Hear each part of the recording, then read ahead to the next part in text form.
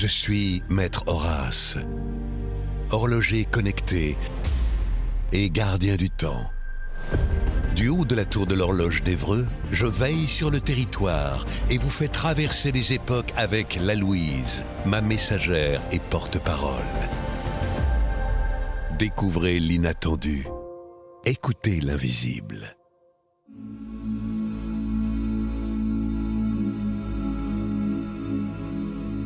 Vous voilà place de la cathédrale d'Évreux. Tendez l'oreille. Percevez-vous la rumeur séculaire de sandales battant le pavé gallo-romain, du crépitement d'un incendie médiéval? Frémirez-vous à l'écoute des cris révolutionnaires, du vrombissement de bombardiers, du grondement d'un ouragan? Cette place, bien souvent martyre, incarne les stigmates de 2000 ans d'histoire.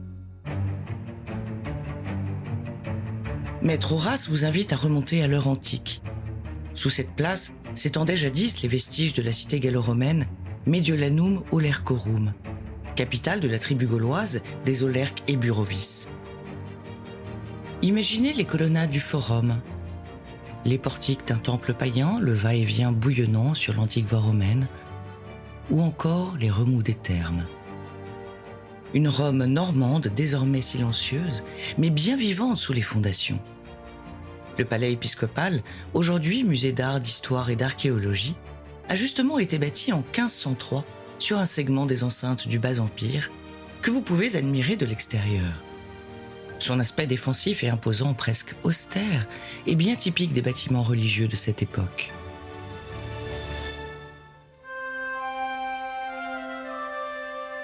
Sur la place, la cathédrale Notre-Dame, chef-d'œuvre d'architecture gothique flamboyant et renaissant, majestueuse, flotte tel un vaisseau. Elle semble inaltérable, intouchable. Et pourtant, ces pierres portent les cicatrices du feu. Incendiée par les rois d'Angleterre, à 2 reprises par le roi de France Philippe Auguste, en guerre avec Richard Cœur de Lion et son frère Jean sans Terre.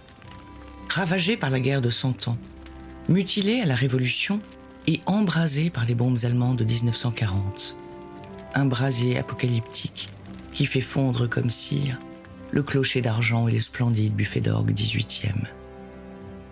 Frappée par un ouragan de grêle en 1983, elle est amputée d'une partie de la verrière du cœur.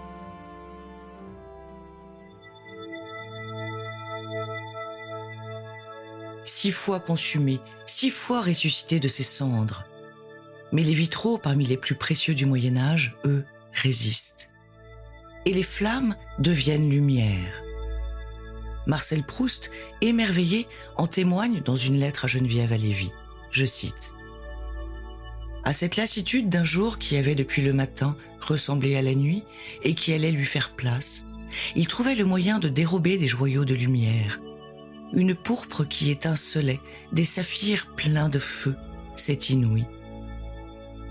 Vous pensiez regarder une cathédrale. Vous avez contemplé un millefeuille inouï de 20 siècles. Voyez-vous les immeubles après-guerre, témoins de la destruction à 60% de la cité jolie, selon l'expression de Madame de Sévigné.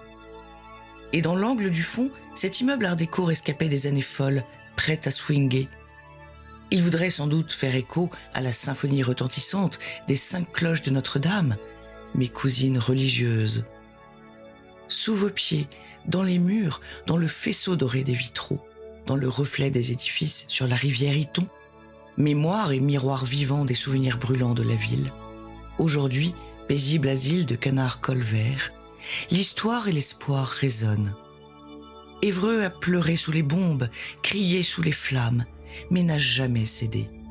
Car ici, chaque pierre se souvient, mais aucune ne se résigne.